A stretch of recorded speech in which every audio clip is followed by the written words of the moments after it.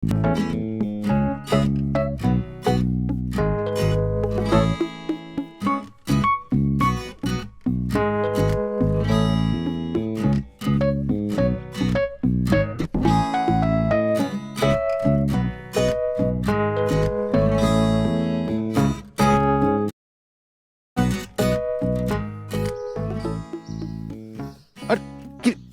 যে এসব ফালতু জিনিস খাও বুঝি না।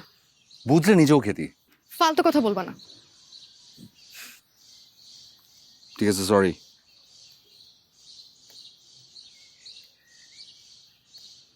তুমি অনেক নরম মনের মানুষ, তাই না?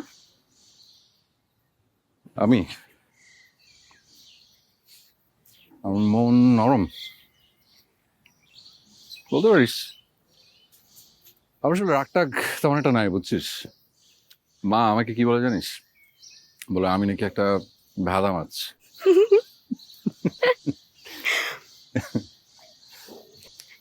যেহেতু তোমার মন অনেক নরম, তাহলে এক কাজ করি, বাবাকে যেয়ে বলি আমি তোমাকে বিয়ে করব।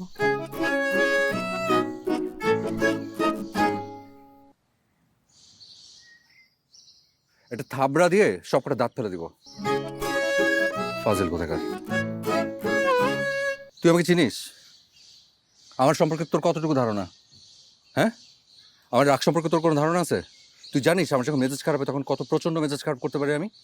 আর মন নরম, আমি তো ঠিক করছি আমার বউরে পুরো মায়ের উপর রাখবো। ঠিক আছে মাইরো, আমার কোনো সমস্যা নেই, কিন্তু আমি তোমাকেই বিয়ে করব।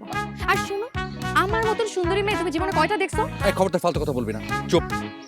এসব ফালতু কথা বাদ দিয়ে বাবা মা যেই ছেলেকে পছন্দ করেছে তাকে বিয়ে করে সুখী হ। না, আমি তোমাকেই বিয়ে করব। তোমাকে হয়তো সরাসরি কখনো বলিনি, কিন্তু তুমি কি বুঝো না আমি তোমাকে ভালোবাসি? না, আমি বুঝি না, আর আমার বোঝার দরকারও নেই। আমার মাথায় সমস্যা আছে, আমি ভালোবাসা বুঝি না। ওকে, ভালোবাসা বোঝার অবস্থায় আমি নাই। কেন বুঝো না? তুমি কি ছোট বাচ্চা? তোমাকে এক নজর দেখার জন্য প্রতিদিন বিভিন্ন বাহানায় আমি ক্যাম্পাস থেকে তোমার বাসায় যেয়ে বসে থাকি, আর তুমি বুঝো না? মাই গড, তুই তুই তার মানে আমার জন্য বাসায় গিয়ে বসে থাকিস? তাই তো বলি, যেখানে আজকালকার ছেলেমেয়েরা বাইরের খাবার খেয়ে অভ্যস্ত, আর সেখানে উনি বলেন যে বাড়ির খাবার তো সহ্যই হয় না, খালা খিদে পেয়েছে খেতে দাও। তুই তো ডেঞ্জারাস মেয়ে। হ্যাঁ, আমি ডেঞ্জারাস মেয়ে, আর এই ডেঞ্জারাস মেয়েটা তোমাকে ডেঞ্জারাস লেভেলের ভালোবাসে। এই পিচ্চি, পাকনামি করবি না। তুই ভালোবাসা কি বুঝিস?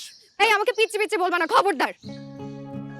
এই পিচ্ছি মেয়েটাই প্রতিদিন তোমার বাসায় যেয়ে তোমার রুম বিছানা সবকিছু গুছায় দিয়ে আসে, এটা মনে রাখবা। কেন গুছাস? আমি বলছি তোকে আমার রুম গুছাই দিতে, বলছি আমি। এই তুই আমার বাসায় যাবি না, যাবি না মানে খবরদার যাবি না। ফাজিল মেয়ে, ফাজিল আমি শুরু করছি। রবেন!